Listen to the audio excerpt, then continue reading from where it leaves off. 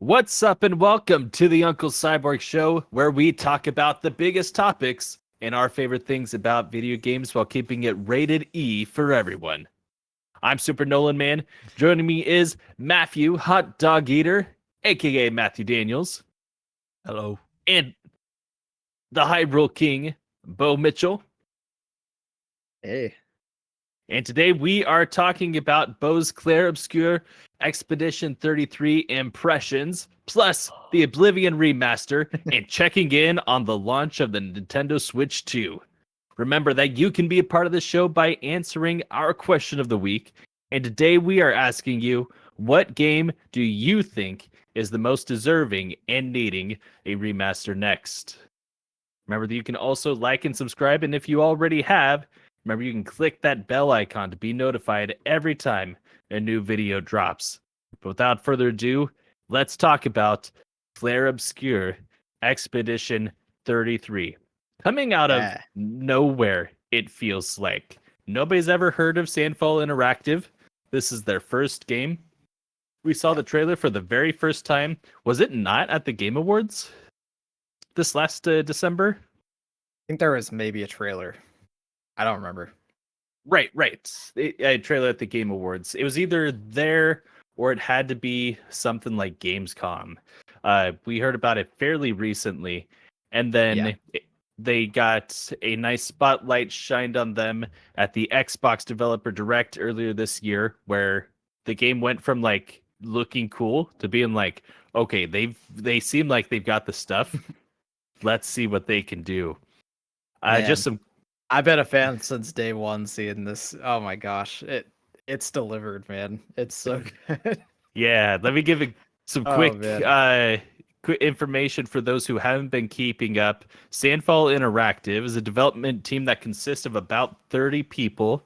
This is their first time making a game. Now, a lot of these people have come from making games, but this is their first game as a studio. Additionally, as of this morning, today is Sunday the 27th, Clair Obscur has sold over 1 million copies, and this does not include those who played on Game Pass. And they sold 500,000 in one day. Mm-hmm. Absolutely incredible. Which is fantastic. 92 on Metacritic and OpenCritic sitting at a 91. Netting Bo a solid 22 points and pushing Matthew nearly into the red Pokemon on his score here. You don't bet on a sure winner, or you don't bet against them. Speak for yourself, pal. You bet against Pokemon. But I'm going to turn it over to the man himself, who has, last time I talked to you, about 10 hours in the game. Have you gotten any more since? I was able to play like 2 or 3 hours today. Which is it, pal? All right. Then we're going to begin by letting you just take it away. Man, what a crazy ride. First off, people have already been saying this, but like the music, oh my gosh. Like when we talk about the best soundtracks ever, I have to put this on the list when we do that. It's like, man, this is so good. And I wasn't expecting that. Like that was one of the things I was like, oh yeah, the music's probably gonna be decent. Like, one of the trailer songs is pretty good. And then when correct me if I'm wrong, some of them on Spotify, I was like, what is this gonna be? Yes, that's what I was asking about, because I heard mixed things when that initial drop happened. But it sounds like when that initial Spotify drop happened, because it did not drop all the music. It dropped just a few select songs at first. Yeah. And it sounds like it's developed into something pretty incredible. Yeah. There's been multiple times. Like the other day I was like, getting ready for bed and I was playing. I was like, man, I'm just gonna leave this song on while I go to sleep for a little bit. Like, wow. Yeah, there's been multiple times where I'm like, man, I gotta get ready, but I want to keep listening.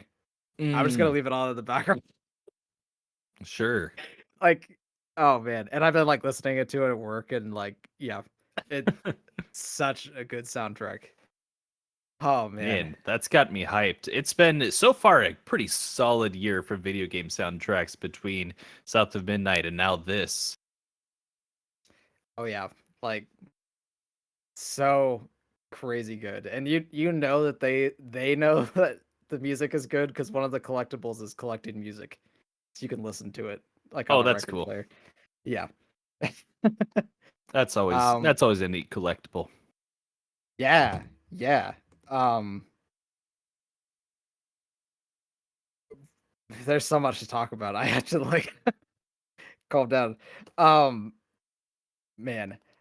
So I was feeling this myself, and I actually saw this before we hopped on. Like some people are saying this too, and this is I'll just say this before, like disclaimer. I liked Final Fantasy 16. I know a lot of people weren't as Mhm. big on it. This game is the actual Final Fantasy, in my opinion. I Okay. know that's like heresy, but like, man, this is what Final Fantasy should be Mm. right here. Creative Like, Division 1, eat your heart out. seriously. Or Creative Business Unit, that's it. Oh yeah, yeah. Yep. Yeah. Yeah.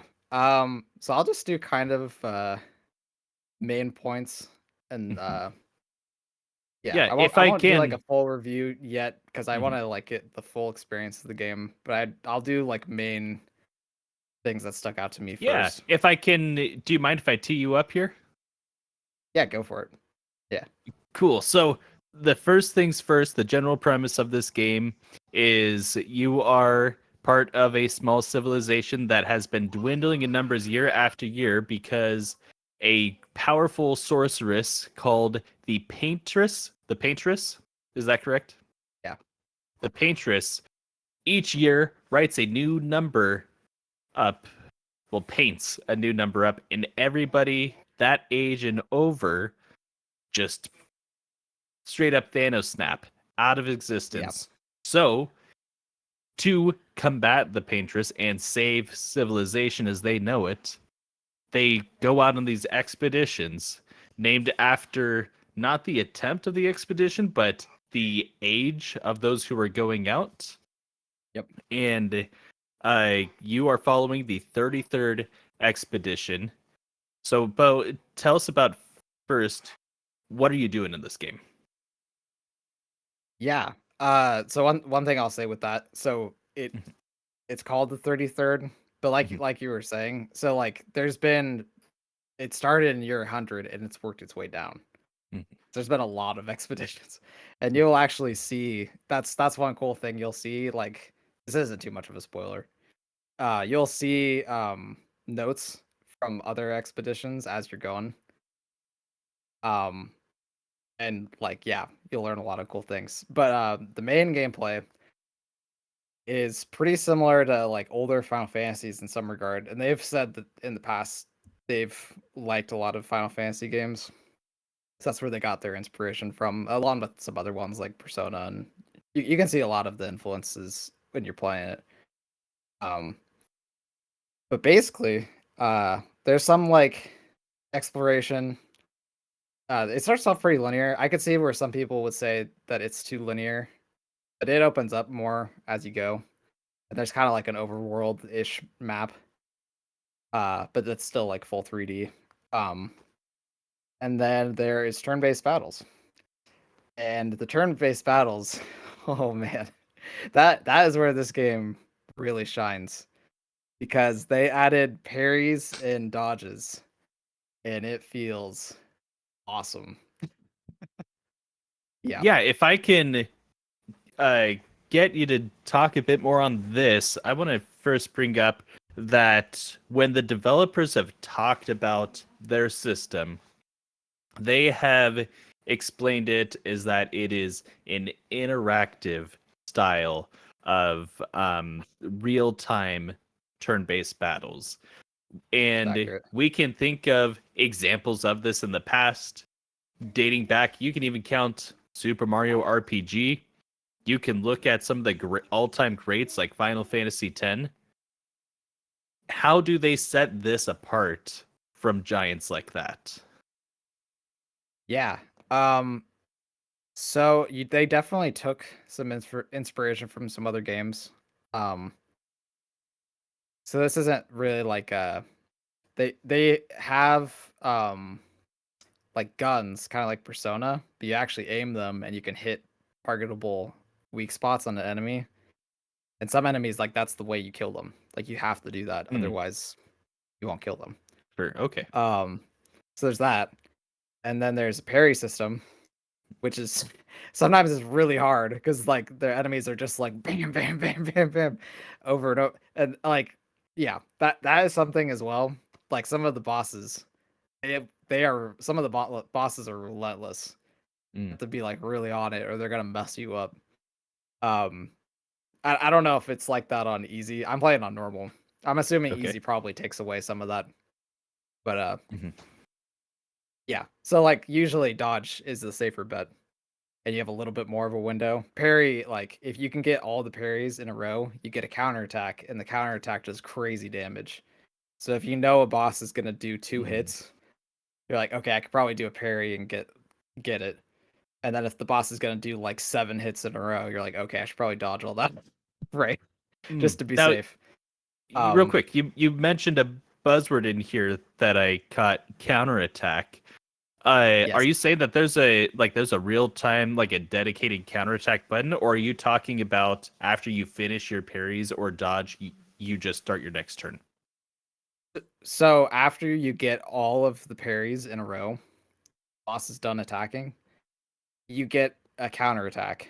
It's automatic for finishing all the parries. So it's a reward for Okay, doing all the parries. Yeah, pretty nice. cool. I love that. And then they also have this is introduced a little bit later, but you can jump over certain attacks. Like there's a symbol that'll flash on the screen and you jump, and then you get a super easy counterattack with that one if you get the jump correctly. And later on, there's bosses that'll like straight up mix in because they've added there's like 3 different types of moves to counter. And I'm at a point now where I've had a boss literally, okay, slash attack, jump, and then the other counter, all in the same like chain of moves. So pretty nuts. That is intense. Now, Yeah. when the developers uh were interviewed on, I believe it was just the Xbox podcast a couple months ago, there was something I heard that I couldn't believe when they said it. So I want to ask you if you believe this. They said You at might that know. time that this combat system, a turn-based combat system. Let me actually introduce this in a slightly different way, if people don't mind me taking an extra 30 seconds. Oh, you're I fine. I've watched an incredible GDC talk, which you can go find in their vault now if you look it up.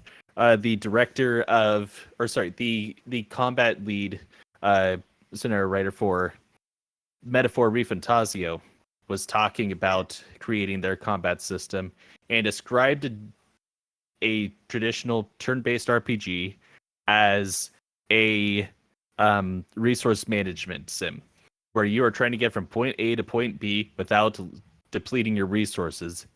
Some of those resources being your mana and your health.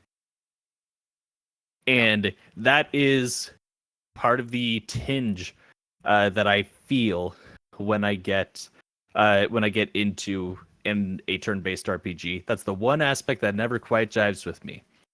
What I was impressed by when I heard it in this Clair Obscur interview was they said that it is entirely possible and the combat is designed to allow for a no-hit run of the entire game. Do you Yes, believe this? this is accurate.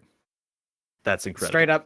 Straight up, there's a trophy for beating a boss without getting hit, Wow. and I've gotten it. So yeah, Fantastic. yeah. It's not gonna be easy, but you can do it. Sure. Yeah. right Yeah, on. and to talk about, go ahead.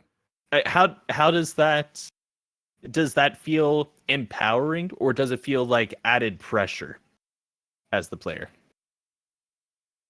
It depends. There's been some bosses where I'm like, man, I cannot get this attack for some reason. So I just have to take a step back and like, okay, what am I doing wrong? And then I eventually get it. But for the most part, I mean, yeah, it feels really good because you can either take the risk of doing the parry or you can go for the dodge if you're more comfortable with that. And I would even say, like, if you're really bad, like, there's some things that they put in the game. There's these things called pictos, and they're like these abilities you can equip on your character, and when you learn them, you can set those as abilities permanently. And there's some where you can set it so, like, if you get hit, you gain more AP, which is just an attack point. Yeah, okay. Yeah, they're kind of like charges. Yeah. So yeah, you can set that and you can probably use that to just like heal off the most attacks on a boss if you were like really struggling. So there's a lot of options, and they've made like a lot of customization, which is really cool. And there's even some abilities where like if you get hit, it's more valuable than if you don't. And there's a character where if you don't get hit, that's a benefit to you. So pretty cool. It's pretty sweet. Yeah. Before you continue, I want to bring Matthew in here, who was also very highly anticipating this game. Unfortunately, has not been able to get around to it yet, but we're hoping that he gets a chance to do that soon. Matthew, do you have any lingering questions for Bo? Yes, you say they take a lot of influences from games, and I happen to have a game that's on my fantasy draft list that has where you can dodge and jump over attacks. Are you saying that Clair Obscur took inspiration from Pokemon Z through A Pokemon for Nintendo? Oh my for word. Nintendo? No. Wow. Just a happy accident, huh? They are not the first game to have that, Matthew. Yeah. Oh my word. You can do it for the first time. It said for the first time in Pokemon Z through 8. For the first time in Pokemon, maybe. That's your opinion.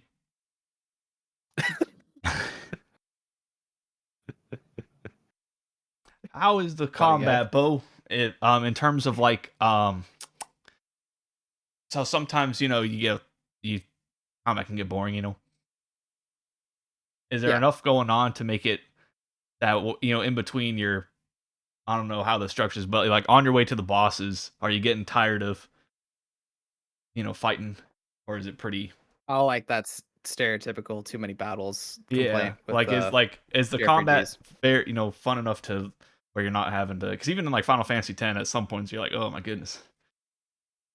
But I'd say it's fine. Okay. Because so they do the thing where enemies are on the battlefield, and you can choose to run into them or you can run away from them. Okay. So that helps a lot. Yeah. Also, like all the characters play different. So at one point, like I'm at the point in the game where I have all the characters. Yep.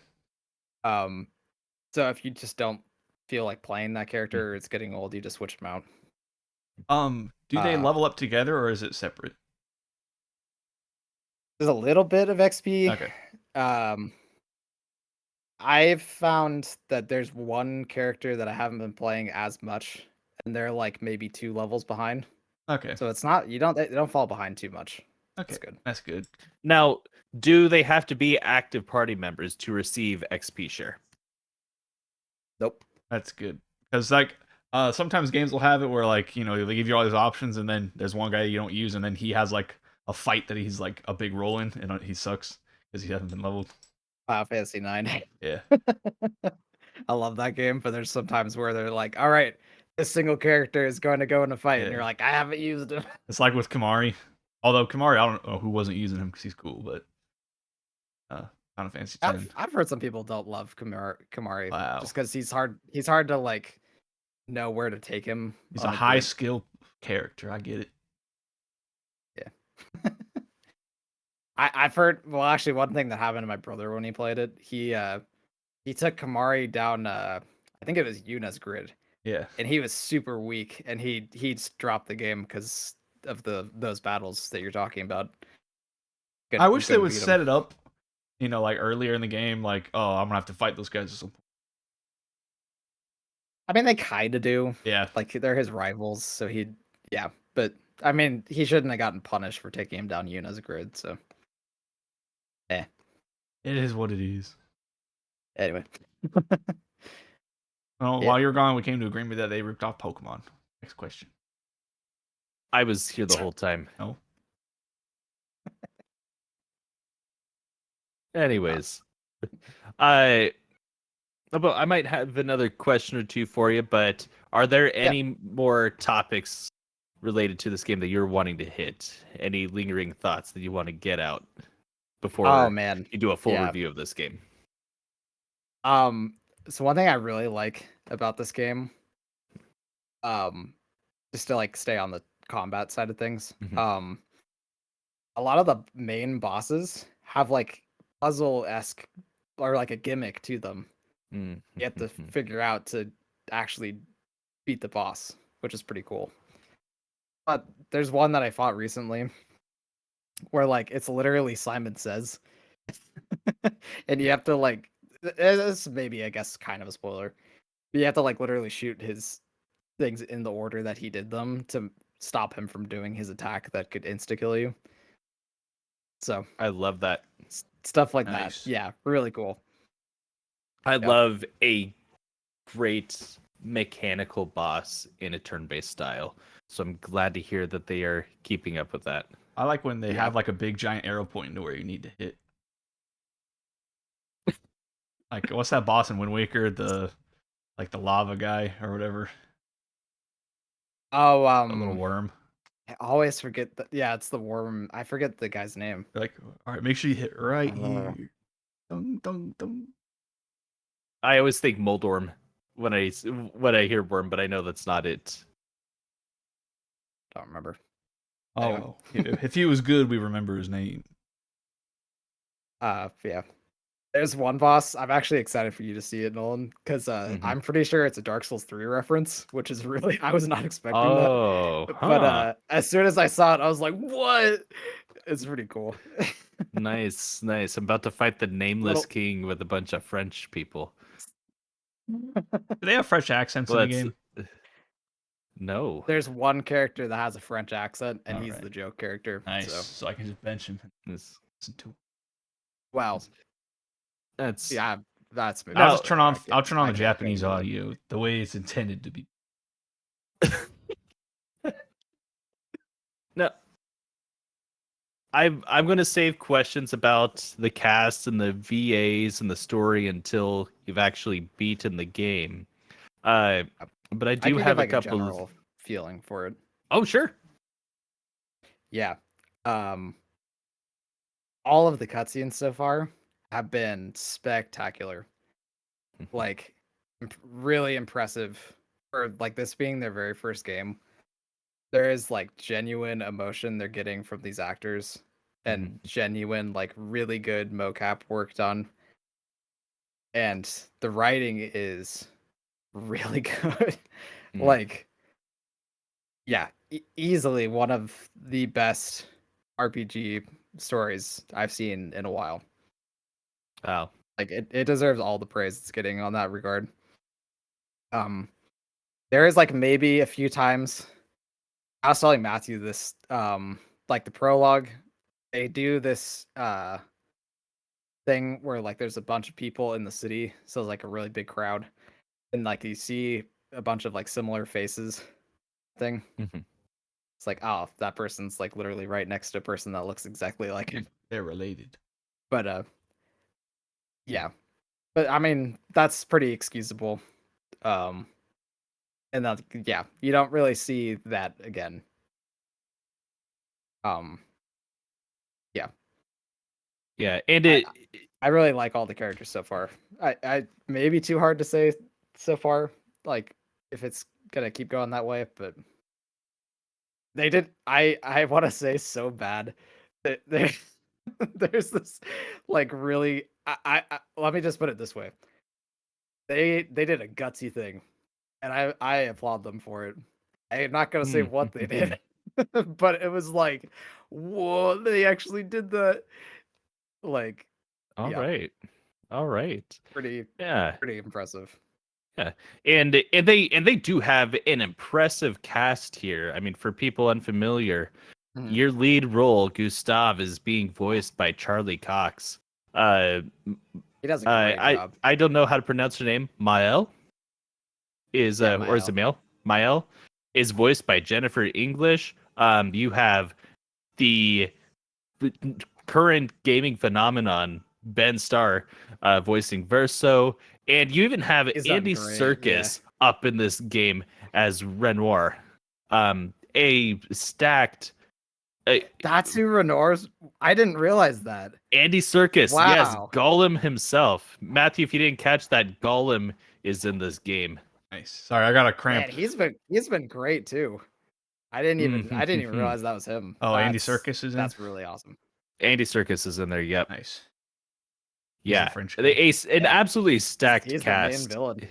And it tracks that the writing is so good because I was hearing them talk about how they got such fantastic these it just your upper echelon of voice actors coming into this. How do you get these big names on board? And they said it was just the strength of the script. They didn't have the money to do it.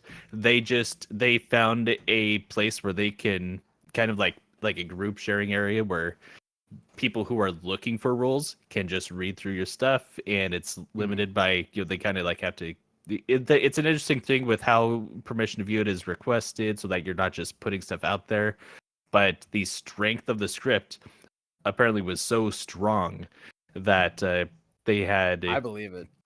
that they had people who were like, "Yeah, absolutely, I want to be a part of this project." So very cool. Because usually a lot of times you see Hollywood actors start voicing in games.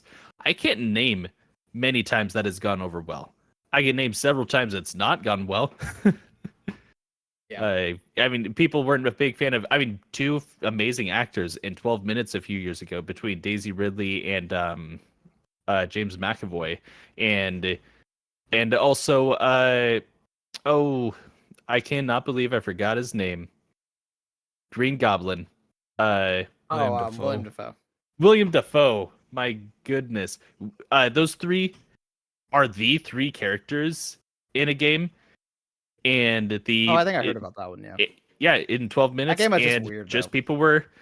This is true. This is true. But it just didn't hit for a lot of people. Or you have people like Kevin Spacey and and things like that, where a lot of these things just kind of fall flat. But it sounds like they really knocked it out of the park with this. Oh yeah. Question. Definitely. Matthew. You say it had a great script, but I saw the leaks and there's literally a line in there when they beat the final boss and they're like, surely this is Clair Obscur Expedition 33. So it can't be that great a script. I don't believe you. Yeah, the one of the characters about to die, he picks him up, he's like, hey man, you're not going anywhere, you're my Expedition 33 buddy. And then they look at the camera. So what are we? Some kind of Expedition 33? Yeah. There's a guy, he's blind, he's like, oh, this Clair is like Final obscure. Fantasy. Claire, is that you? All right. And another question for you as we're wrapping up this segment here. Now this game was created in Unreal Engine, switched over to Unreal Engine 5 after access was available to them for it. And I am seeing it all over the place that people are touting this game as the first real next-gen looking game, delivering on the promises of Unreal Engine. Do you think that's fair to say, or do you think that people are overhyping them up and leading people to disappointment? I agree. And that was actually what I was wanting to talk about next was holy crap.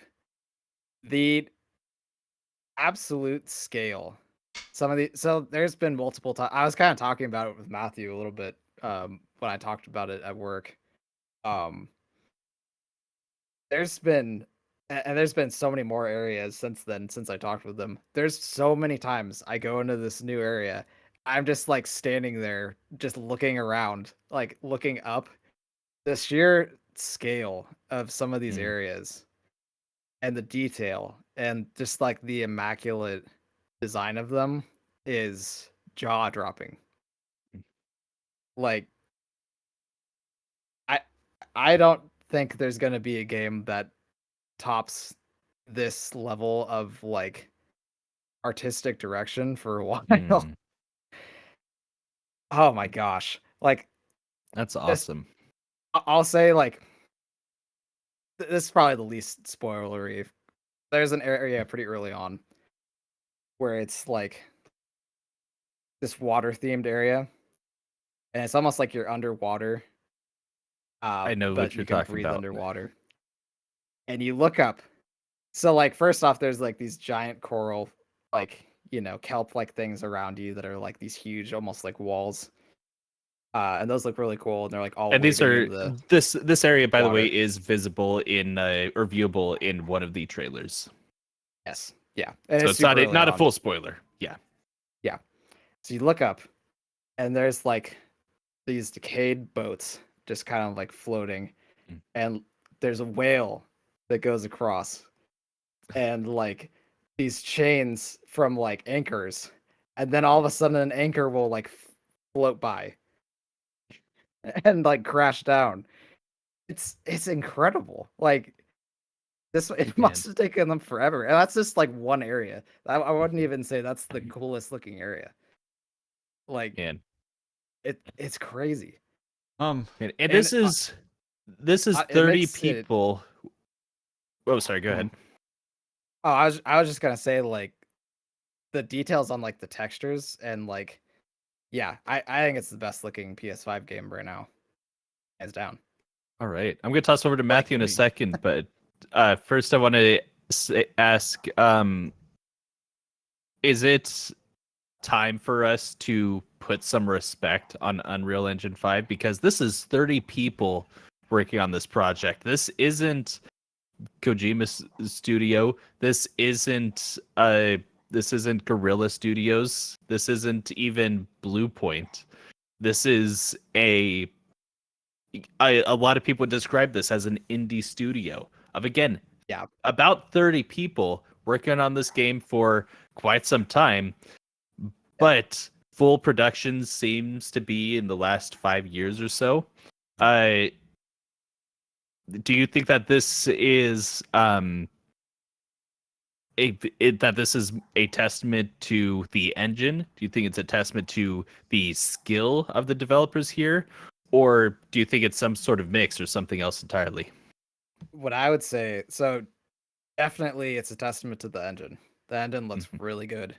There's only been a few times, and it's just like loading, like buffering type stuff, and it fixes itself, and then it looks good. And that was like in the prologue where there's a bunch of people. Okay. Um, yeah, it looks super impressive, 99% of the time. Mhm. And I would say like huge props to these people for making a game that looks this good with this scope. Like, there's been so many times where I'm like, how did they get this done with the team that they've made? And they're charging this price for it. And like, you have all these other companies out there that are like, oh man, it's so hard to make these big games. And then you have this company who's like, here you go. Like, this is impressive work. It's Mhm. crazy. Absolutely like mind blowing work here. That's awesome. Now, as Yeah. promised, I'm going to turn it over to Matthew, and then after Matthew's question or questions, we'll toss back over to Bo to give his final thoughts. Matthew, Cool, cool. what do you got here? Yeah, you say it's a great looking game, but I saw some screenshots and on like some of the walls it said evaluation copy activate for full access of your Unreal 5 engine. Is there any is that true or is that just fake news? I have not seen that. Wow, I must have been AI. It got me. Oh my word.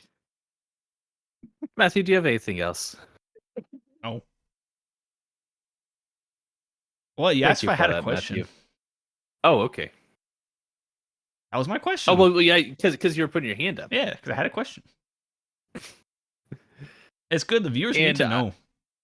okay, and I Oh, know I Lord. promised to turn it back over to you for your final thoughts. I just have one last question. As someone Take over. who hates to have to grind in these games, am I going to have to grind in Clair Obscur Expedition 33? I don't think so. Mhm. There might be a couple times, like I could see, because I actually like doing the fights, so I've been fighting stuff even like in the overworld. Mhm. I could see if you were somebody who was like skipping all the fights, you could get through the fight because you could, dodge all of it, but it might take a while to whittle down the boss's HP. Mm. Mhm. But I don't even think it would be like you could put it down to easy and you could still probably blaze through it, I would assume. Um, yeah. I don't think you'd have to grind much, if at all. So Okay. Any final thoughts? man, I feel like this is gonna be it might be too early. It probably is too early. This might be one of my all-time favorites. Say it. Say it. I think this might be my favorite JRPG ever. Wow. Which is like And it's yeah, I not even know. developed in Japan. PRPG. Your OPG. Parisian RPG. Because Yeah. it follows so much of the styles and philosophies of the JRPG genre. Like when people some people take that the wrong way, like we're trying to separate the Japanese RPGs from everyone else, and no, there's just a specific design philosophy behind that, and they are following that philosophy but bringing what appears to be a very fresh and impactful twist to it. So that you would Yeah, say that it's it your is favorite impressive. JRPG speaks volumes, because Yeah. you're a So big to put it into JRPG guy. context, yeah, to put it into context for people who don't know me, some of my favorite games ever are like Final Fantasy X, Super Mario 1000 Year Door, Sea of Stars, Garfield Racers. Persona 5 Royal, Ni no Kuni, all JRPGs. This might beat all of them. Man, Like, it's that good. It's so like there's been so many times where I'm just sitting there, I'm like, how is this good? like I'm just that's like so awestruck, cool. like, yeah, I can't wait for you guys to play it. That's so cool. I can't Well, wait for you guys to play it. I cannot wait to hear if this game sticks the landing for Bo and does become one of his all-time favorites. But already, congratulations to Sandfall for Yes. your Major incredible accomplishment here. And in such a stacked year for gaming, I'm really hoping for you guys that you get the recognition you deserve come December and January, when They at least have to everybody's get talking nominated. about the year. Man, Like, there's no way they don't. this is so cool. I love to hear it. Yeah. All right. Well, this game is going to be talked about for some time to come, but let's talk about some that flew in under the radar and seemed like it would. Well, here's the thing. This We was knew the about worst kept secret in video games, that there was a remaster coming for Bethesda's 2006 mega hit Oblivion. Now, the game has received a remaster, as Sorry. most Elder Scrolls fans would tell me. But this game received a remaster that was shadow dropped earlier this week. I've played it. Bo has played it as well. Let's talk about it just a little bit. I'll kick us off saying that Oblivion is probably my most played of the Elder Scrolls games, which is still not a ton. I've said even on this show that I've not put a ton of time into them because Western RPGs typically don't hit for me. And a lot of times it is because of the clunky combat that comes with the feel of something that is they take so much from the CRPG, computer RPG genre or classic RPG genre, where they make it kind of feel like you're almost taking turns with your style, and everybody's so stiff, and it's like figures come to life, sort of movement, and A lot of this that has comes always from the been Dungeon and Dragon influence. yes, The older ones.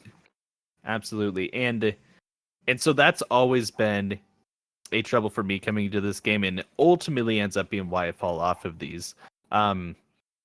So Oblivion was my most played of them, and that's just to say that I got about maybe 4 hours into the game, which is still not a Oh, ton wow. if you've played Okay. Oblivion. That's about halfway 4 or through. so hours, and um, and in playing this remaster here, when this game came up and we saw the trailer for it, I thought the same thing everybody else did. Remaster? This looks like a remake when you watch the trailers. And I know Bo thought the same thing. We talked about it. Bo came over Wednesday night, and we loaded this up. We played it a bit, and within 30 seconds, we knew exactly why this was being called a remaster and not a remake. This remaster is done to preserve the feeling that you had the very first time you played Oblivion. If you played this game in 2006, they want you to feel like you did in 2006. Because you go back to the original Oblivion now, and you're like, man, did it really play like this? This makes it feel like the way you remember it being back then. And that is something cool. That is cool, but it's definitely not modern. This game still feels like, this feels like a game that came out in 2006, but it's just it came with the rose tint already attached to it. Feels slightly better. It does feel a little bit better. It is a bit smoother. It has still all the Bethesda jank that we know and love. Yeah. And let's They talk kept about in some of the that. failed voice lines. Oh yeah, so I was telling Bo, there's a I love famous that. line where a lady's reading a line, blah, blah, blah, she messes up. All right, let's do that again, and then rereads it. They kept it in the game and they animated the mouth to like say, all right, let me try that again, and it's like it's the funniest thing.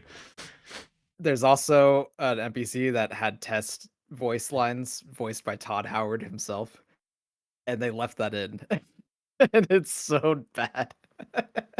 I love it. And I people love were that saying this they're just game, lazy, but they did that on purpose. Oh yeah, they did it on purpose. it's Same with the horse 100%. armor. That was on purpose. It's 100% intentional. I love how much they're playing into all that Oblivion was. This really is a celebration of the game that is now about 20 years old. Wow. Which the second I saw that happened, that the horse armor, which we've talked about earlier this year, essentially being what birthed DLC.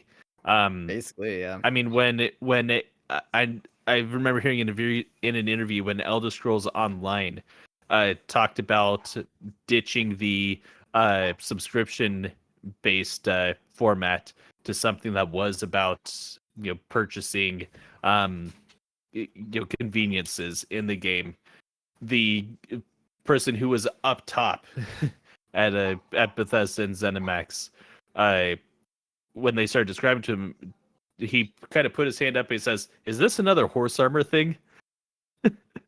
And they said, "Well, yes, yes, it is." So that is so. Keep it going. It's not, whether or not you believe it to be a good thing or bad thing for the industry, it's definitely iconic, and I'm so glad that this game comes with all the DLC, except for that horse armor, which is still And you have to buy a it. separate DLC. I love that Super so funny. much. All right, Matthew, I want you to take away the reins of the conversation here. All right.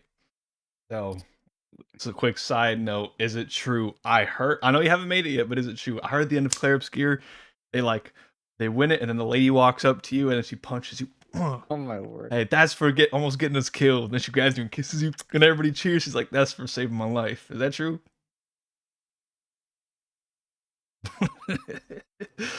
But anyway, I like how they did this.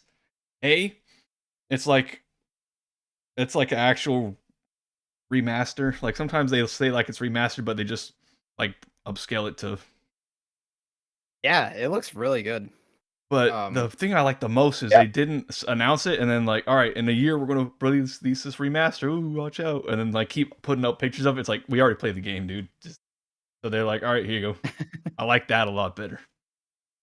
Yeah, the shadow drop was really cool. Cause like I wish more studios did that. Cause I heard it was about just it. like, hey, fun surprise. And Yeah. people like they think people, you gotta pre-order so people will like get ready for it, dude. If you just like put out a game and see like, oh, that's out right now. Hold, let me get that real quick. Like people impulse buy all the time. Yeah. Oh yeah. But that's funny because like I had seen it. Yeah, like as soon as I heard about it, I was like, oh man, I want to go pick that up. Yeah, I'd seen it If I have the money to do it. Yeah. on my phone that they announced it. I was like, oh, when's this coming out? And then somebody had posted a screenshot of like the store page, and I zoomed in. It's like released today. It's like what? So I went on, and there it was. Yeah. Yeah. That's basically how I found out. It was like I was just on forums talking about the leaks of it. Yeah, People were like, "Oh yeah, released today." It's like, wait, what? yeah. Let's go play it. I live. It's like Fallout kind of did it with Fallout 4. Like they shadow drop like their mobile game. Oh yeah, a little bit. Yeah. So I guess Bethesda's the only guys who can do that these days. Who would have thought? Well, indie studios shadow drop stuff all the time. No, they just drop stuff. People have to care to shadow drop it.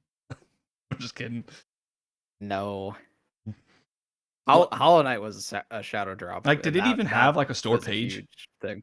or did they just like For what? for Oblivion? Like, was it like a releasing in like this many hours, or was it just like out? I think it just released. Yeah.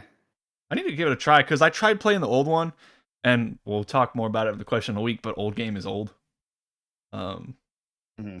You'd like this a lot better. If you didn't play it, than the old one. if you didn't play games like when they, like the perfect example, Roller Coaster Tycoon. I love the first Roller Coaster Tycoon. I could play it all day, every day. All right, my cousin Micah, he can only play the third one. He doesn't like the older ones because they're too old. But for me, I can play it, 20 years later, just because I played it back then. So it's a similar thing here, where it's like, dude, that is too old. I'm not Some playing. of my favorite games are super old. Yeah. Just depends on if it hits you at the right time. Yep. Like Shining Force. That game is super old, but that game is great. What is that? I love that game. That is a Sega Genesis game. Wow. Yeah, it's a great game. It's like a, how do you describe that? It's like a kind of like a Fire Emblem-esque thing. Okay. With some Final Fantasy influence. But yeah, great game. What was the price for this? Do you know? It was like $40, right? $50. Oh, 50? Yeah, which was a pretty nice surprise. Yeah, pretty So, good price for a remaster. And that's I'd say. if you go back, 2 years ago, it's $40. So yeah, it's not bad, man.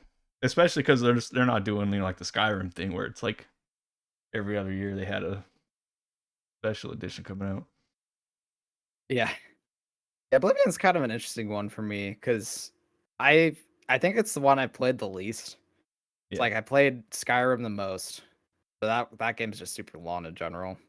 And then I played Morrowind second most. That one's my favorite one. Oblivion, I really liked it. But I never finished the main story, so I'm curious if I could do that this time around, if it'll click more. Yeah. The side quests in Oblivion are what makes that game really shine. Yeah, that's what I heard. Yeah, the side quests are great. Although Like I did hear side quest. Oh man, I love that one. I did hear, is it great. true as you've beaten the final boss, you're like, welcome to Oblivion. I think it's funny when stuff name drops the title, man. Unless it's the Avengers doing it. Or Suicide Squad. Yep. What I are we? hate it Some when kind that of happens. Skyrim special edition? I hate it when that happens. And when they did that in Final Fantasy 16, I was What is this? Some a kind of little Final bit Fantasy annoyed. 16? Well, how they say it? They were like, "This will be our Final Fantasy." And I was like, "Oh, Do they look at the camera? no," but I wish they they. might as well have. Yeah, I need to check it out. Unfortunately, I'm Yeah, stuck in Baldur's Gate. Baldur's Gate. It's gonna Yeah, take a long time. But I know it's gonna be the type of it's a game. long There's so game. many things going on. I know if I take a break from it to play something else, I'm gonna forget everything. Yeah, that's true. Yeah, there's If I so would have many just waited details. one day, I think, because I think I got it like a day or two before. Yeah, you did. That's unfortunate. What can I Yeah. say? Well, I was trying to finish Hades, and I'm like maybe I don't know 5 or 10 hours away from that platinum, Nice. and yeah, I might do it in the middle. We'll see. It's kind of annoying me though. So I usually like to finish a game before I do the next one. Yeah, sometimes I do that. Sometimes I don't. Depends. I would like to Yeah, finish them, but sometimes just something comes out, man. yeah. Hades at least like I've seen most of the story by this point. It's just grinding. So. The thing I was most surprised with Oblivion is like nobody could go dunks as hard on Bethesda as the like Bethesda fans do. So I was surprised when I looked and it was like overly Yeah, positive. I was like, but do people actually like this? dude, people love Oblivion. Yeah. That is like the fan favorite game. Yeah, like it was so popular back in the day. Yeah. That was like the game to play for a long time for a lot of people. Yeah, that and Fallout 3 were like the first I guess RPGs a Yeah, lot of people would play. those are the big mega hits, yeah, that people played from Bethesda. Yeah, I remember I've always liked Fallout 3 better myself, but yeah, I heard there's Oblivion's cool. is there anything legit behind it where people are saying that there's a Fallout 3 remake in the works, or is that just they're theorizing that I hope because so. That'd be cool. yeah, I for what I don't know why. I think it's just the setting kind of something about it. Fallout, like when I first played Fallout in Vegas, I like played it a ton, and then now going back, I'm like, I cannot play this. Well, it's super dated now. Yeah, but still, I wish they would just put that in like whatever Fallout 4's engine is, or I guess 76 is now. But I could see them remastering both of them. and it's free money. Especially since this one is doing well. I could see remasters of both of those. I That's, hope we see a remaster of Morrowind because that would be that'd have to be amazing. a full on remake, wouldn't it? Possibly. Because But there's some stuff with that game that like if you took it out, it wouldn't be the same game. but then like the map size, it'd be like a whole bunch of. Yeah, the map size I feel is like that'd be small. a leak that could potentially lead to like a lot of what memory leak or whatever. Like with No, the Morrowind maps is smaller than Oblivion. oh, I was thinking about You're thinking of Dagger. Yeah, I Daggerfall. was thinking about Daggerfall. Sorry, I always get the two. that game is never being remade. Yeah, that's what I was gonna say. I was like, I think they have to do a whole Or remake at least because not to scale, because yeah, that would be insane. Yeah. I've tried playing those like on GOG and stuff. It's just Somebody made a mod of that Daggerfall to make it easier to play. That kind of helps a little bit, but it's still very weird. it's old, man. Old game is Mhm. old. Yeah. Well, the tough part with that one is you literally can be attacking something, and it's rolling the dice every time you hit the Yeah, attack button. So you can just miss, I which hate doesn't feel. that mechanic does not fit in video games, man. I'm Yeah, it's having that issue stupid. in I Baldur's Gate agree. now where I'll have like a 70% chance to hit something. I'll miss it. And like just to like prove to myself that the game's just trying to do it to me, I'll reload, miss, reload, miss, reload, miss like 4 or 5 times. And Well, then here's the question with that one. Is it pre-set like before the save? Because if that's the case, then that's probably why that's no, happening. it's not. So it's supposed to reload every time. That's interesting. Yeah, so it rolls for everything, but like I'm convinced that those games are not truly random. Yeah, there's probably a little bit of set stuff. That's I would in just assume. my opinion, because like, and it's not like bad or anything. It's mainly just 'cause I was trying to learn the game, so I was like, I was just reloading stuff so I wouldn't like die in combat and have to go back to another save or something. Yeah. But like, yeah, it's a little weird sometimes. You'll have like an 80% chance you'll miss. It's like, okay, it's not that bad. It gets really bad when it's like 60 or below. Like, all right, it's 60%, not 6%, guys. Come on. And I tell the AI, I'm like, hey, Yeah. I just missed 10 60s in a row, man. Explain that to me. Like, oh, well, actually, that's not how statistics and probability work. Like, okay, nerd. All I'm saying, if I run directly behind someone, it doesn't matter if they dodge it because I got a big old cleave and I can have a 6-foot radius when I'm swinging.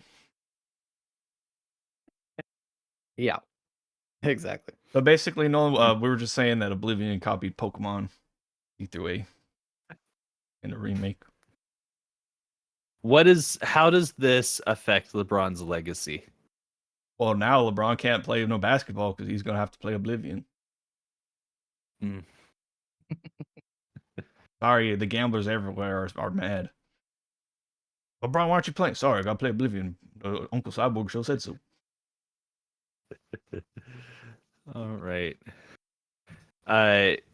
Because I had to step out for a bit. Where are you guys in the conversation? Long story short, good remake. We like the shadow dropping. We think it's the new standard for remakes.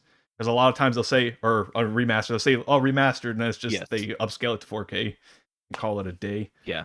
Yeah. I couldn't agree more. This is exactly what we want out of a remaster. I mean, it's basically again, it makes you feel like it was the day it came out. When we talk about remasters, like in music, right? Where we talk about listening to like remastered versions of songs, a lot of time there's two different versions of it. There's most times it just means we added autotune, right? Yeah. Now Robert Plant's vocals don't sound quite flat right. out ruined it in some cases. Well, yeah. So it's a couple versions of that. Yeah, you have some where they just auto tune it. It's now cool. Now this thing that used to be kind of bluesy sounding, because you were getting not necessarily microtonal, but you were getting these little bluesy kind of shifts between things. Now it's so hard on the note, that you kind of lose the feel of those old songs. And that's what a lot of remasters in video games do. That you just kind of up-res it a bit, and you kind of, you don't even necessarily put like a fresh coat of paint on it. You just try to kind of like hide the old version. And this remaster opts for the actual, no, we're going to go back into the engine. We're going to add detail to it now. We're going to change the actual, we're not going to switch over to a different engine and do a full remake of it, but we're going to go back to that old engine, refine it, and give you, hey, here's what you remember Oblivion being like. Good year for remasters. This came out this weekend. They said it was a remake, but that's a remaster. Good year for remasters. This weekend. I don't think it changes it up enough to be called considered a remake. They probably just called it that for like sales. Yeah, it's always an interesting one when it comes to the remake versus remaster discussion, and I'm sure that there's going to be remake is like Resident Evil 2 or not this. Yeah, Resident Evil 2, yeah, RE2 remake, yeah. Good remake. Yeah, then you have a whole scale of it. You have upres, you have remaster, you have remake, you have reimagining. The same exact game. Was it Final Fantasy 9 that did that? Final Fantasy 7, or they said like an upscale version or whatever, but it was just the same thing. Like and that's HD, how I felt with Last of Us 2 remastered. Last of Us Part 2 remastered. Did they need a remaster for that? No. It's really just a PS5 edition of the game. Yeah. I like these ones that say Director's Cut, where they make it for next gen, add one feature or two. Yeah, they add like the quality of life stuff. Yeah, but a lot of these words are kind of thrown around. It would be cool to have it kind of set across the industry and say that, yeah, this is what these mean now. But yeah, Oblivion Remaster, very cool. And I don't think that this has overshadowed Clair Obscur, which is what everybody was Not at worried all. about Yeah. when it got shadow dropped 2 days before the launch. And The only thing that's going to do I is think make you the like, numbers hey, I speak never to played them. that. I'll check it out. But it's it's not like it's not like it's Elder Scrolls 6 getting dropped. I mean, I've Yeah. talked to, I feel like you I've could heard, wait on Oblivion remake if you needed to. Yeah. Oh, totally. Absolutely. Yeah. I know some people who are waiting for it to inevitably Me. come to PlayStation. And I know some people who are actually getting a Game Pass subscription specifically because of it. And they're like, well, while I'm here, I might as well check out, Clair Obscur that everybody's talking about. So if anything, I don't think it cannibalized any sales. I thought there was a chance that it could have a small impact on it, but there was so much anticipation for Clair Obscur coming into this that this was not going to change it. Honestly, it's 2 different groups of people, and you might end up getting a little bit of new crossovers because of this. So, Wait, I have a question. Which very game's cool coming that to this PS5 happened. Yes. eventually? Oblivion Remaster. Oblivion's on PlayStation already. The remaster? Yeah. Oh, really? Yeah, my friend I Sush, saw Thank it you for on fact there, but checking I me didn't. there. my friend Sush was playing know it that it was yesterday. on, Look at it right there. La Sush Oh. is the Oh, vote. sweet. There you go. I was just wondering. Fantastic. I was like, because I very wasn't that the cool. worry people were worried about was stuff was going to come out on Xbox first for Elder. I imagine they probably yeah. wouldn't do that for Elder True. Scrolls just because they more money if you don't. Very cool. And Oblivion Remaster is doing like some numbers. I'm pretty sure they Yeah. had 230,000 concurrents yesterday or today, one of the two on Steam, and Nice. they have Bad. sales of well, actually, let me rephrase. I don't know if they necessarily have sales because I think this includes Game Pass numbers, but 4 million Nice. already for the Oblivion Pretty solid. Remaster. Which, yeah, fantastic. I imagine a good Great amount of launch that's for Game Pass them. though. I'd assume that part of it is 'Cause the almost Game all of Pass- Xbox Game would Pass be, numbers right? usually aren't. 'Cause why would Not you buy it unless you necessarily. can Game Pass it? That's how I feel about it myself. And if you really like it, buy it before. But it there's goes a lot off of people who, the Game Pass numbers aren't as crazy as a lot of people Okay. expect them to be for how crazy of a deal it is now that games are $70 to $80. Granted, Oblivion remaster, $50 or $40. I believe it's 50. 40. 50. Okay. Which adjusted for the new price hike, it would be 40 normally. So Yeah. that's not too bad for, especially if something this quality. If it was Yeah, just this like game a is 1080 $30 upscale, that'd, cheaper like no than, more than like $30. Yeah, if you haven't played Oblivion yet, Oblivion Remaster is $30 cheaper than Mario Kart World, coming out in a couple Twice months as much here. content, probably. Probably more than twice. Probably. And speaking of which, people are already pre-ordering Super Mario Kart World. I don't know why I threw Super in there. As part of the Switch 2 launch cycle. And we are in the launch cycle now. So the Switch 2 pre-orders. Are they a disaster? Let's talk about it. So at 12 a.m. Eastern Time this Thursday, North American pre-orders opened up for the Nintendo Switch 2, and some people are very frustrated. Whose fault is it? Is it as bad as people are saying? Let's talk about it. I'm going to start with myself here, although, Bo, I appreciated you following along here. But I'll start with myself. I'll say that Bo and I were busy playing the Oblivion remake. I forgot All Oblivion about the Remaster's pre-orders. fault. Yeah, the Oblivion remaster. I was literally in the middle of playing it. Like, I think my hands came off the controller at 9:10, 9:15, and I grabbed my phone and realized, oh snap, I never got my thing set up. So there were several steps that I was supposed to take. And if you've never been part of a console launch in the post PS3 era, PS3, Xbox 360 era, so basically, PS4, PS5, Switch, Wii U kind of era, it's a different ball game now, especially post It's fair. COVID. Really changed things a ton. Now, what I was supposed to do was I was supposed to go to the sites that I knew were going to drop it. We knew in advance that Amazon would not be a part of the initial pre-orders. Maybe Yeah. they'll get some later on. We I hope don't they do. know. I hope they do, simply because of ease of access, because Amazon is so easy for people to use. But Yeah. but Nintendo I and also had a Amazon gift do card. not have. That'd be a lot easier. Oh, for me. for sure. Yeah, that $450 gift card. Just kidding. No, I but wish. but I mean when we're talking about numbers that big, literally everything helps, right? Sure. But I hope it comes to Amazon. Nintendo and Amazon do not have a good relationship, so it may be that they have to wait until launch before they can sell anything there.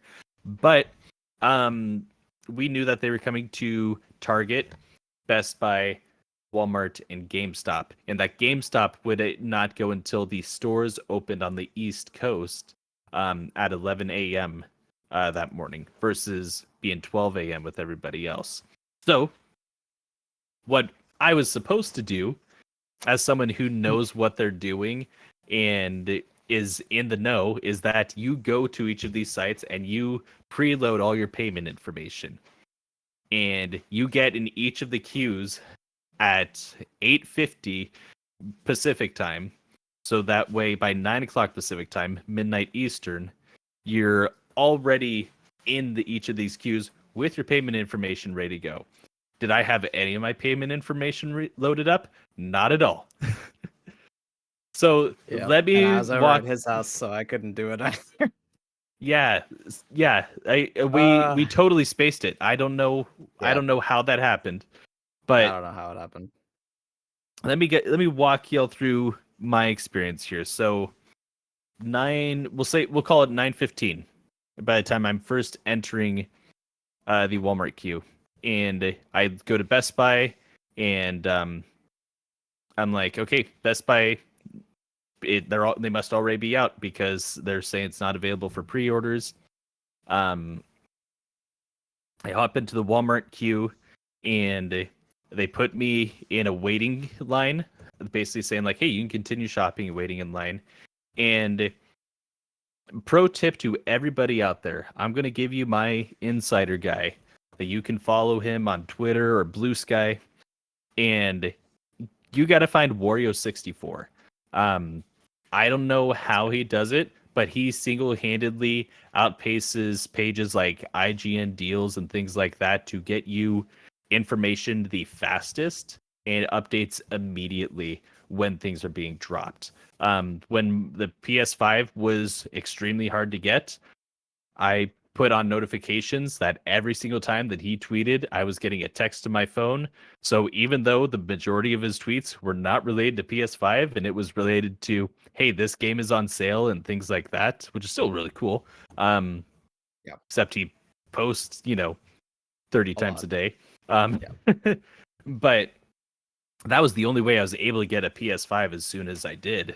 It was thanks to Wario 64. And Wario 64, the GOAT, was really helping people out a ton with giving us updates on, hey, if you're in that Walmart queue, I know it's late, keep going in there because they've got a lot still left to go here. There's people who are still picking them up. It's still letting people in line. We have reason to believe that's going to go on for this long. So go in and get in that line. And then even saying like, hey, Best Buy is not out.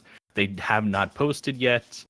We believe that they're intentionally delaying an extra 20 minutes to do something about server relief. Was letting people know about updates about what's happened with Target, saying like, hey, if you go to Target and it's saying this, you need to refresh or you need to do this thing to kind of work around to get yourself in the queue for real. If you get this error message, these are the buttons you need to click to get in there properly. Really helping people out, doing the Lord's work, really. I appreciated it a lot because when I got into the Walmart thing, I was not able to put in my payment information because Best Buy, Target, and Walmart all crashed on their payment side where nobody could enter in information unless it was already in before. And again, I knew I was supposed to do that. I just dropped the ball. My fault entirely. So I'm trying to put in my information on Walmart. It's not letting me do it. And I'm scrolling through tweets about it, and I start putting it in. Okay, literally the latest. I'm refreshing everybody who mentions Nintendo Switch 2 and Walmart, and finally found a workaround. And what I had to do was I had to keep in line but continue shopping, buy a stick of deodorant, and then I could put in my payment information for it, save that payment information, drop the deodorant from my cart, and then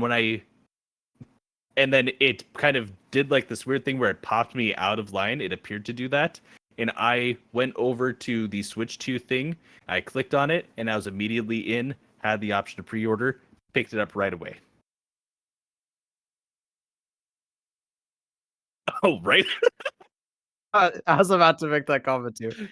This just in: Switch owners, not sweats. Oh, that was good.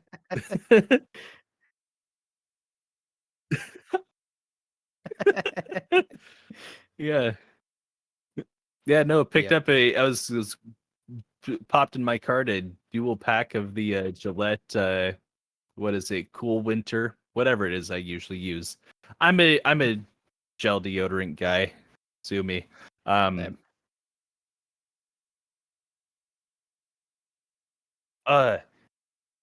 Yes, And it all the time. That's why I don't use it. Awful too. Mhm. Yeah. We're about to receive Yeah. if the Oblivion fans are in here, we're about to have an 80% drop off in viewership talking about deodorant. So, no, Anyway. but yeah, so and then to further the narrative, by within about an hour and a half, everything was closed up. Yeah. Actually, I would say right around 10 o'clock Pacific time. Things had closed up. Everybody closed up shop. There's been And I there's got home like continued to be 9:45. yeah. Yeah, So there's I was continued toast. yeah. No. Yeah.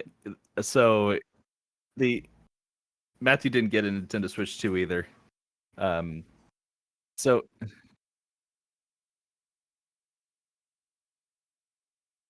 but also so here's we'll get to some of the things that just think sorry, give me 2 seconds.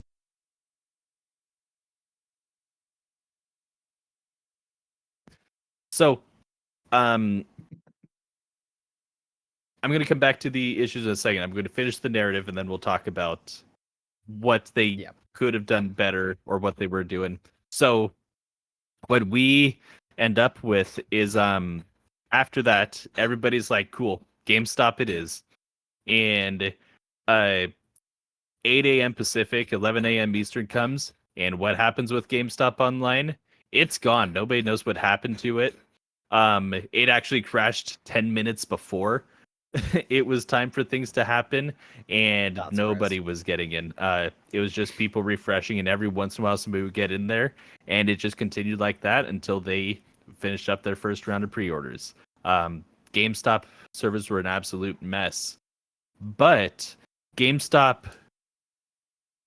physical locations also got pre-orders that were in-store only pre-orders, and everybody got different amounts. I saw photos in different places where some locations would have they'd have bundles and they'd have the solo versions of it, and they'd have like some of them were like cool, we have 7 bundles and we have 14 regular.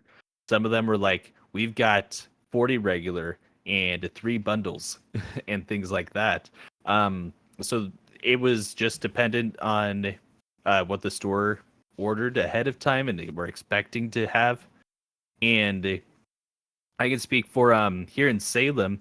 I was talking to folks who actually camped out in front of I believe it was the Devonshire GameStop here in Salem, who waited outside beginning at 3 a.m. Just had a couple lawn chairs, and they were the only ones there. And they were like, "Man, are we just in a different era now? Do people not do this anymore?" And then around 5 o'clock, they started having people line up, and by 7 o'clock, they had 30 people in line, and nobody else showed up after that until the store opened at 11 a.m. And all of them were able to get their Switch. They had between bundles and standard Switch 2s, they had something around 50, and the remaining ones were sold by about noon, I believe.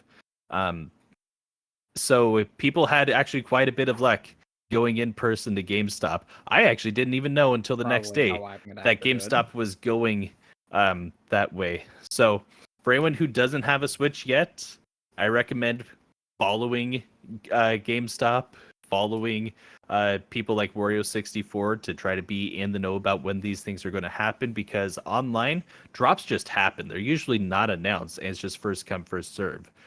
For your local GameStops, you can give them a call and be like, "Hey, are you expecting to have more pre-orders available?" And they will probably tell you straight up yes or no, but they're not going to know when.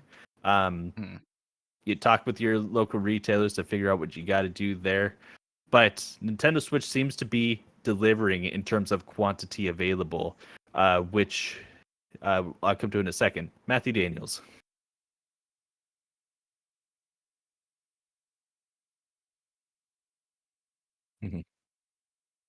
Oops, my mic was muted. I don't know how long that was muted for. Uh-oh. But You were anyway, muted. point We heard you. on the recording. I think I did it when whoops. I went to go let Paris out or something. But anyway, point is, Whoops.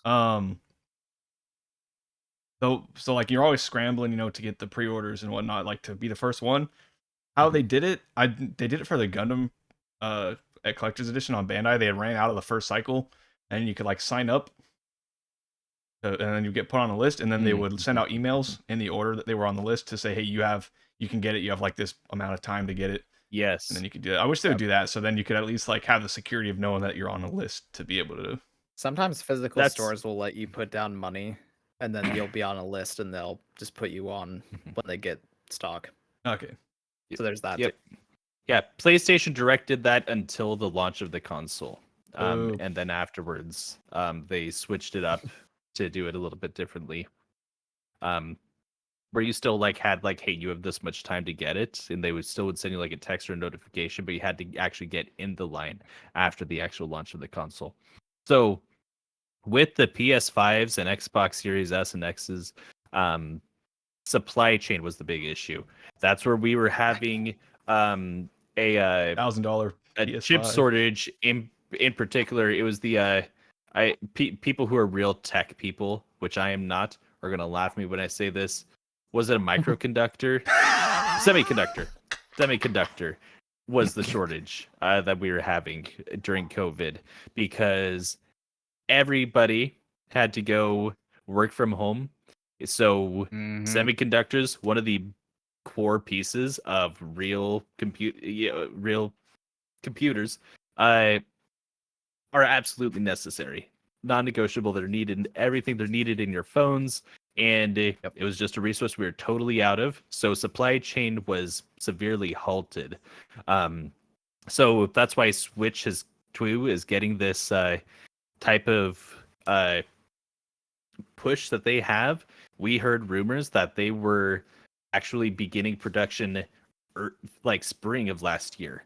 So they've been producing these over the course of a year to what it sounds like have 20 million out in people's hands by launch day.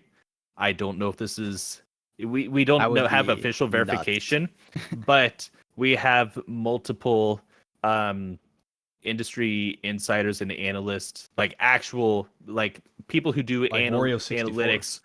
No, people who do analytics for that's what he does. EA and stuff like that. People not just armchair analysts. No, he's people real. who do it from home. People who are paid to do this for the big publishers and things like that, saying that by far and away Switch 2 is going to have the biggest launch that gaming has ever seen. There's an asterisk to that because they're not expecting it to actually hold off the second year.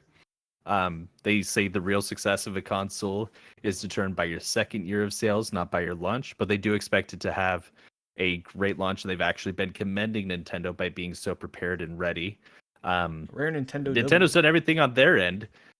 What it seems is that it's really on the end of these retailers who are really just kind of Burn it up. dunking in the bed, as some people would Not say. surprised. Yeah. dropping deuces.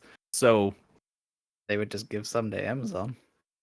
yeah, Amazon has a very easy way to do it. For they have such a clean system. They are they're always overloaded. Not well, they always have such high traffic coming through that you're not really going to overload Amazon. Yeah. At least not this way that you're overloading these other retailers.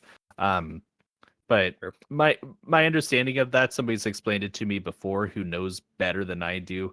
And the way that I understand it is that they have a poor relationship because of a repeated history of Amazon breaking street date with their shipments, but also because of things like Prime.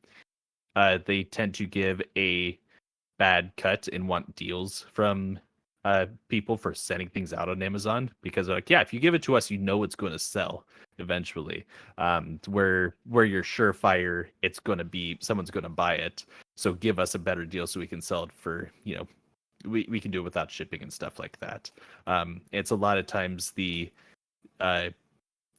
Nintendo would be eating the cost on it, and with tariffs and things like that, they were probably not looking to mess with eating any more cost than they already are, because they're eating a lot of cost with the way the tariffs are right now.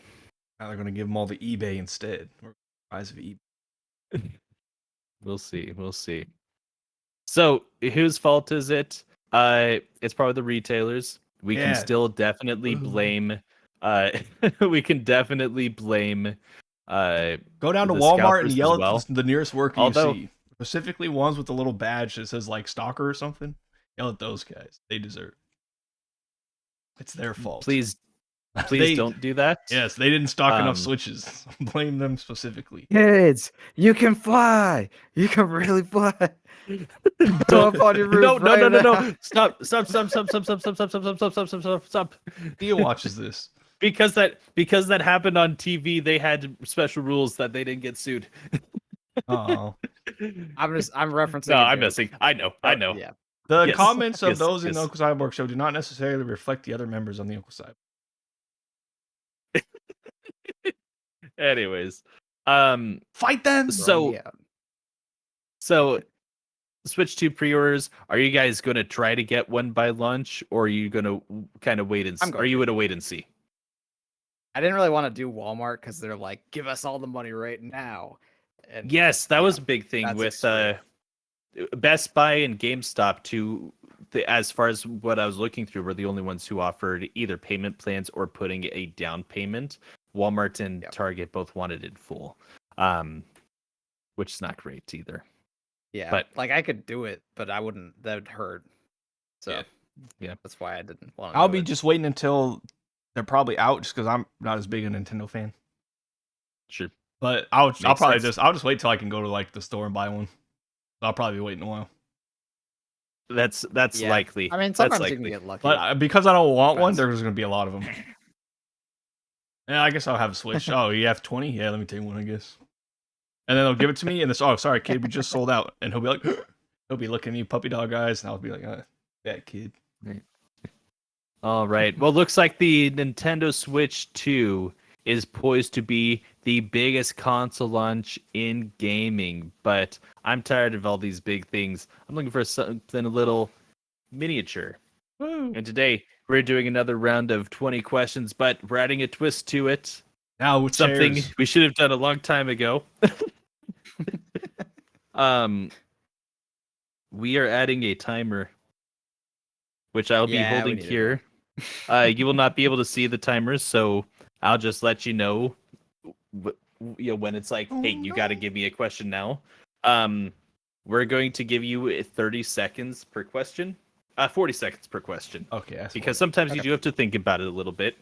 And you don't have to take that entire 40 seconds, but if you reach that 40 seconds, then I'm going to put you on the spot to give me the question. So let me pull up our game here. It was already predetermined this time, so you don't have to hear us figure it out on camera. Let me pull that up here, make sure I've got that information for us. All right. I'll have to step And away for for a those who second. are watching at home, Dropping something. I'll Oh. be here. oh, like at a point you're gonna have to drop off. Yeah. Just for like a second. Oh, I see. I can open the door. That's all right, but we'll just have to fly solo when that happens. Oh no, never mind. I'll just let it get cold. Yeah. I'm kidding. I'm kidding. Just raise your hand and we'll cut it out in post. All right. I'll talk to the editor. All right. This is a hard mode, but I've already let them know that it's a game that of the three of us, at least two of us have played it. So it's very much Who could it be? this is very much attainable. This isn't going to be as hard as Diablo 2, but No, nobody ever saw this that. may That still didn't be a bit of a happen. harder one. So we'll see what Nobody happens. ever got saw it that. one. That didn't happen. What do you mean nobody ever saw it? We cut it I out. looked did we really cut it out? No, we didn't. Yes. Yes, nobody saw it. You did not. Is that true? Ooh. I'm pretty sure I watched the Anyway. view count and 11 people watched it actually. So, just kidding. But okay. All right. You guys let your questions begin. All right, let's go with the first one we always go with. Was this game made before 2010? No. Game, After nice. 2010. Is this a current gen game? Okay. Look, Can you funny guy. can you can rephrase answer. that? This is a current gen Can you game. rephrase that, Matthew? When did the PlayStation? This game come out before 2020 or after 2020? This game did not come out after 2020. Okay. Thank you. That's what you should ask. Huh? That's the same thing. I don't know that. Anyway. Was this game a console exclusive game? Like it only came out on one console. So for example, did it only come out on Nintendo Switch? So I'm pausing the timer because I may need you to clarify the question.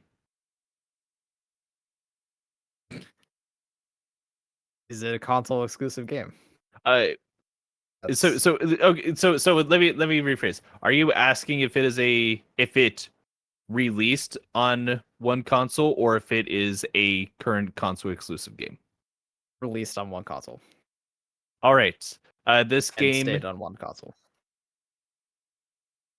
is not a console exclusive. So it's not a Nintendo game. Let's see.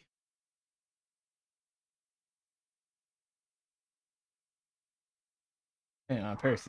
That must be the door. One second. Come up with a question. I'm gonna go free. Okay, I'll just ask the question. Is this game game where you shoot a gun? Say that again. Is this a game where you shoot a gun? Your character does not shoot a gun. I'll come up with another one.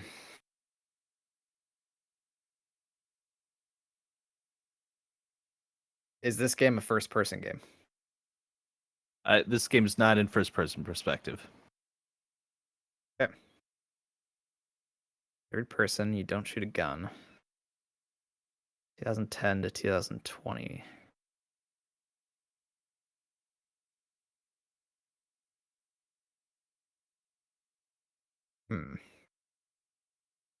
All right, sorry about I'll that. wait until Matthew gets back and I'll tell him. So I asked while you were gone if it's a game that's in first person. He said no. I also asked if it's a game where you shoot a gun, and he also said no. So it came out before 2020, but after 2010. Two of us have played it. And then it's a first-person shooter, or it's not a first-person shooter, It's not. and you don't shoot a gun. Yeah, it's not first person at all. Okay. Did you ask about genres yet? Only the shooter question. So you could ask, yeah, it's Is like this, an action RPG is or this whatever you want. RPG?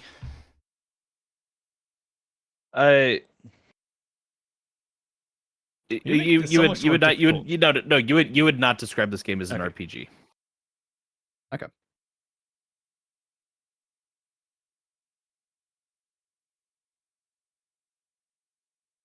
That's 6.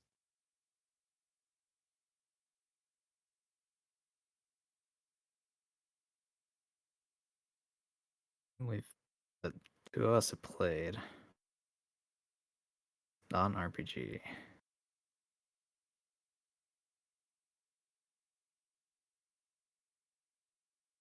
I could ask another genre, like if it's Metroidvania.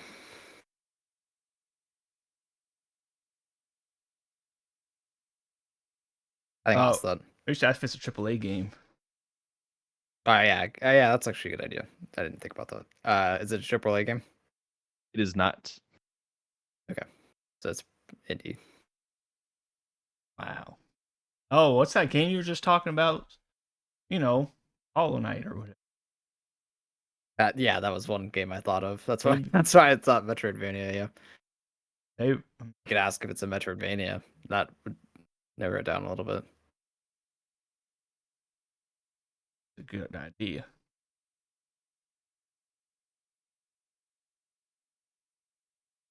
Well, should we ask that or platformer?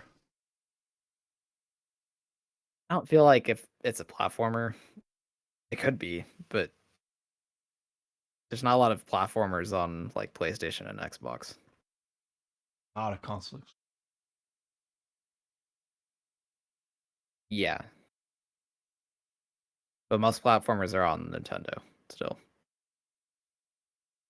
Besides Astrobot.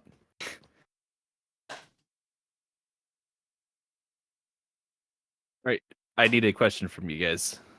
I don't know what he's doing. Huh? Grabbing some. Ask Who- the question. Huh? It's your question. It's his turn.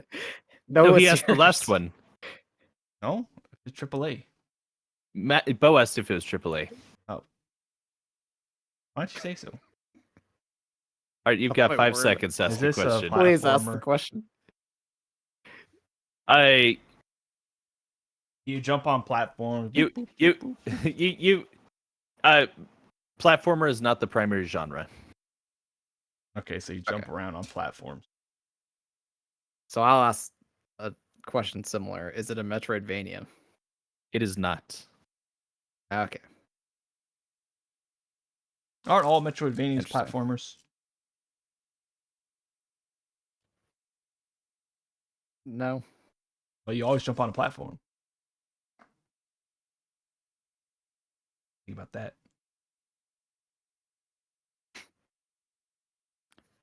Okay. So They're traditionally platformers, but Yeah, they're not traditionally, yeah. inherently.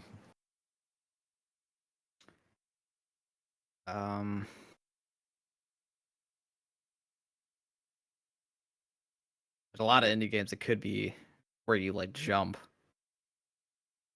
and Maybe it's we can not ask if it's a necessarily multiplayer game. Right, you got 10 seconds for a question. Ask if it's multiplayer. I did. It's your turn. It's yours. I just asked if it was a what? platform. Oh wait, is it a Well, multiplayer game? so it is not multiplayer. That is 10. And by the way, you guys don't have to take turns. If you guys agree on a question, anybody can ask it. Yeah, that's true. It's just to avoid one person asking all the questions or asking a bunch in a row without consulting. Anyways, all right, your 40 seconds for this question starting now. Okay. So I had a couple thoughts. There's a couple of indie games it could be. It could be like Maneater, free jump. It's not a platformer.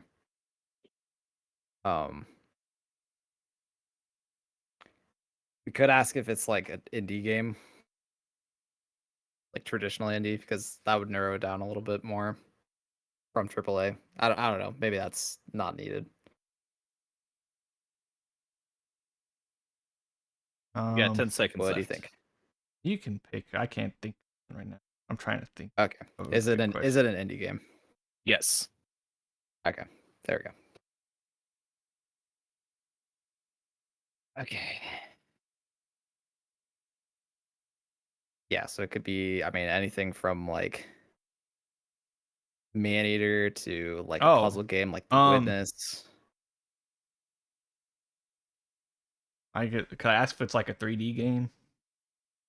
Sure. Yeah, Is this that's a good idea. a 3D game? It is not. Okay, 2D.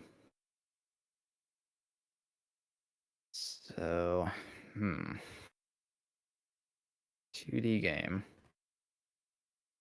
It's not a Metroidvania. It's not a platformer necessarily. How did you phrase that when he asked you that? That it's not the again? primary. I asked if it was a platformer. He said platform is not the primary genre. It's not primary.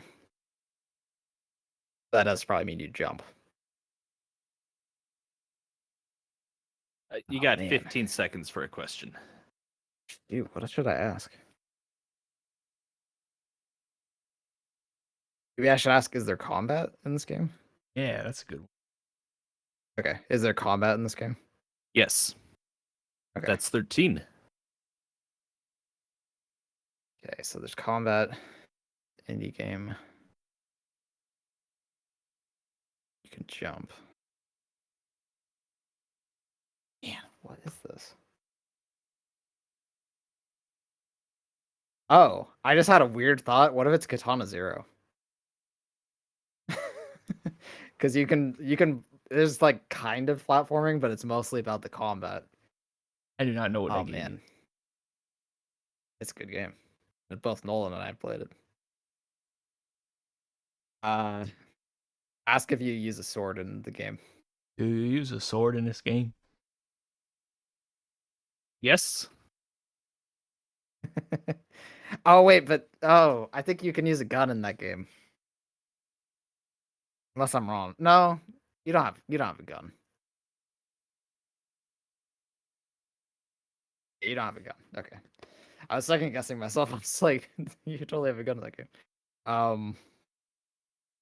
Oh, here we go. Can you do you freeze time in the game at all?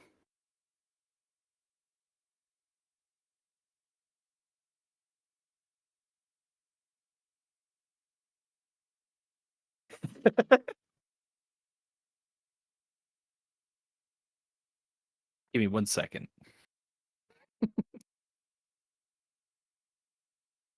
So Do that you probably do you means it do you, isn't do you Katana Zero possibly if you had to think about it. do you possibly want to adjust your question a little bit? Sure. Maybe make it a little broader. Do you rewind, or can you rewind your actions in the Yes, game? you can. Yes. Okay. I think that locks it in as Katana Zero. I don't know. Because that's like a pretty were big you mechanic asking? of that game. Oh. mhm. I'm talking about it with Matthew first before I lock it in. Trying to think what else you could ask. Just like you could ask. Did we ask specifically if it was a katana? Or no, we asked if it was a sword. Yeah. You could Well, ask what game? if it's a katana. Or like, do you play as a samurai? That would also be. Yeah, that could be one. Or yeah, you could ask like, is it set in modern day? Is I think it is. It's Is like this modern game day, but set you're like a samurai with a in sword. modern day? It Modern day is maybe a stretch. Yeah, maybe I shouldn't have. Oh, I would ask a different It's like question. futurist. Yeah, that's. Ask about the samurai. Ask if you play as a samurai. There's a lot of ways to go around this. You can go by like publisher. You can go by like years it came out. You can go I by don't remember other the mechanics publisher. or styles. Oh, gotcha. I think Devolver Digital published it, if I remember correctly, but I don't remember the like. Why don't you ask if they Developer. published it? Well, that that would be the publisher if you're gonna ask about like publisher. You Oh you can yeah, ask that's publishers. true. You can ask But developers. Devolver Digital makes a lot of stuff. But do they make a lot of stuff where you guess. use a sword? Yeah, What about if you use a sword in 2D?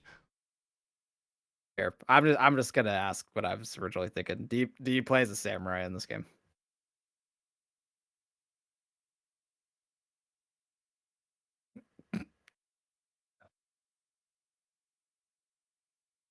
I'm gonna give you a pass on that and say I don't know.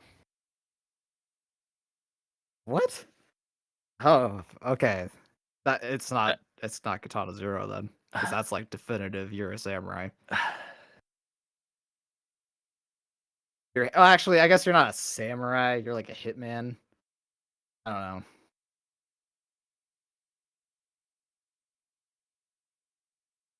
Should I Yeah. reword the question maybe? Or are we just You can. stretching this at this point? You can. Are you playing as a hitman in this game? Yes. Okay, that nails it for me. Alrighty. I don't know. You want to go ahead and ask then? Part of me is like wondering if I'm messing this up somehow. It sucked to like. How many more questions do we have? You could ask a question that is, if you're not sure about a game, you could ask a question that's just super specific to it. Yeah, I'm just curious how many chances. Oh, sorry, like, you're at 16. You're at 16 questions. So you got Maybe 4 we more should use questions in them. your answer. Just in case. Let me think. In this game, can you hit back bullets to kill Yes. enemies with your sword? Yes. Yes, Okay, there you go. It's Katana Zero. it is Katana Zero. Nicely There you done, go. you guys. Yeah, so in Katana Zero, I was so to second-guessing clarify a myself couple so things hard. here. So there is a lot of platforming elements in the game, but it is technically Yeah. hack and slash. Yeah, that's what I would call it. In addition to it, you can't freeze time, but you are able to manipulate it between rewinds and stuff I like thought that. there is an ability Um, where you could like freeze time and then like choose how you wanted to go for a little, like just a little tiny bit. But maybe I'm misremembering. Like I thought there was a special upgrade that lets you do that, but I might be wrong. I think you can slow time. Okay, that might be what I'm thinking of. And in addition to that, yeah, you're never stated to be a samurai at any point. You were just a katana just looks wielding like one. assassin. Yeah, it just happens to look like it. Yeah, Because they fair. mentioned in the game that he's doing a Kinkachu cosplay, which I don't know what that is. I have no idea. But That game's so good. That's a good game. but yes, yeah. Published by Devolver Digital, developed by ASCIIsoft, which I'm pretty sure is Legit. just like a person who has a couple contacts who helps him out. And we are still waiting on the sequel to Katana Zero, which has been hinted on at being called Katana 1. Which I think is actually a joke That more would than be anything. Hilarious. But anyways, nicely done, you guys. So to bring it back before we wrap up, remember that you can be a part of what we do here by liking and subscribing, and you can comment answering our question of the week for a chance to get a shout out at our next episode. Our question again: what game do you think is most deserving and needing a remaster next? On a zero, yeah.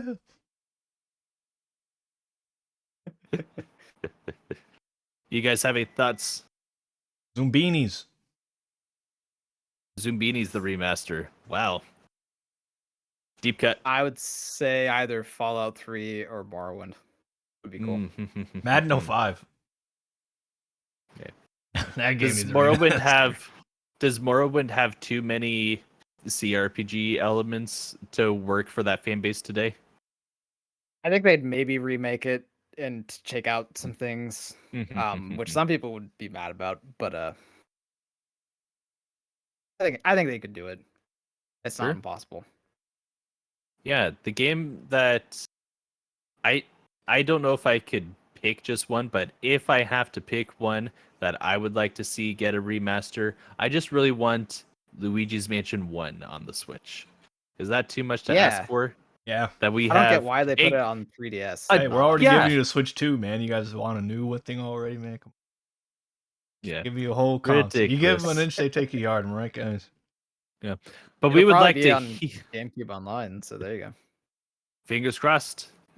And honestly, maybe that's still the best way to play that game. But that is going to do it for this week. Thank you for joining us. I've been Super Nolan Man. We've got not Dat Boy Few, even though I always call him that. Nacho Eater.